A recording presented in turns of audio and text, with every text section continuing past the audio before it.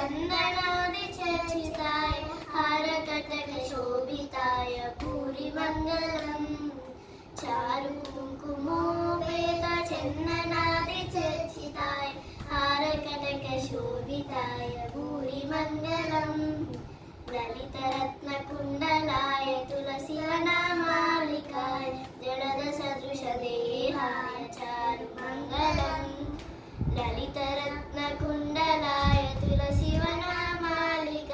जलदसदृशदेहाय चारुमङ्गलम् देवकीसुपुत्राय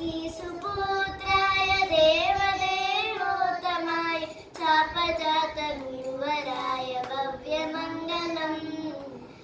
देवकीसुपुत्राय देवदेवोत्तमाय शापजातगुरुवराय भव्यमङ्गलम्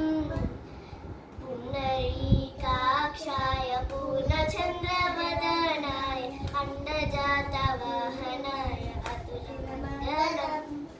पुण्डरीकाक्षाय पूर्णचन्द्रवदनाय अण्डजातवाहनाय अतुलमङ्गलम्